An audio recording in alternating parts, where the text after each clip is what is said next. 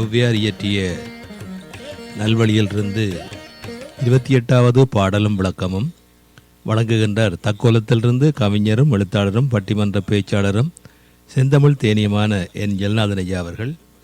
வாருங்கள் ஐயா. தமிழே அமுதே வருவாய் நிறைவாய் தருவாய். உலகெங்கும் உள்ள தமிழ் உறவுகளுக்கும் ஜெர்மனி தமிழருவி வானொலிக்கும் நேயர்களுக்கும் திரு நைனை விஜயன் அவர்களுக்கும் திருமதி சசிகலா நைனை விஜயன் அவர்களுக்கும் மற்றும் உள்ள அனைவருக்கும் என் வணக்கம். ஔவையார் இயற்றிய நல்வழி எனும் தலைப்பில் என்னுள் பதிந்த நல்வழியில் உள்ள பாடலையும் பொருளையும் வழங்குகிறேன்.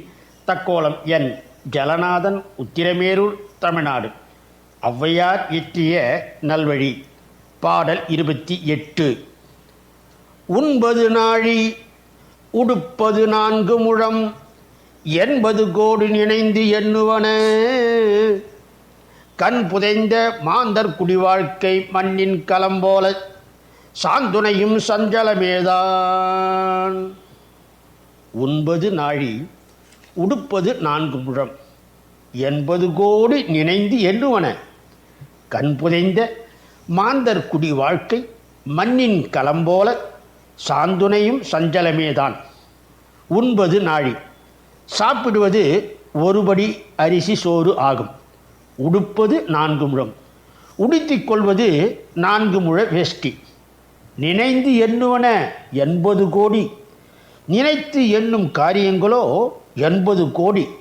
கண் புதைந்த கண் மூடிகளான மாந்தர் குடி வாழ்க்கை, மனிதர்களின் குடும்ப வாழ்க்கையானது மண்ணின் களம் போல மட்பாண்டம் போல சாம் துணையும் சாகும் வரை சஞ்சலமே துன்பமாகவே இருக்கும். அதாவது சாப்பிடுவது ஒருபடி சோறு, உடுத்திக்கொள்வது 4 முழ வேஷ்டி. ஆனால் 80 கோடி காரியங்களை நினைத்து கொண்டிருக்கும் கண்மூடித்தனமான இந்த மனித வாழ்வானது உயிர் உள்ளவரை துன்பமாகத்தான் இருக்கும். மீண்டும் பாடலை பார்ப்போம்.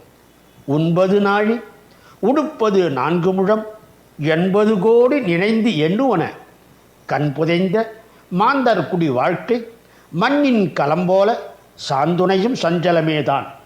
இத்துடன் இன்று நிறைவு செய்து தொடர்ந்து வரும் நாட்களில் நல்வழியில் உள்ள பாடலையும் பொருளையும் பார்ப்போம்.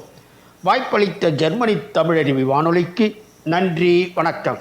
தக்கோலம் என் ஜலநாதன், உத்திரமேரூர், தமிழ்நாடு. சங்கத்தமிழ் இலக்கிய பூங்கா.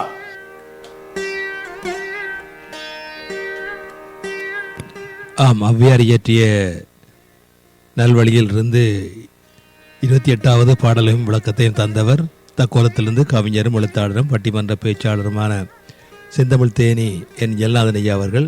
நன்றிகள் ஐயா. மீண்டும் மீண்டும் இணைந்து சிறப்பியுங்கள். நன்றி, வணக்கம்.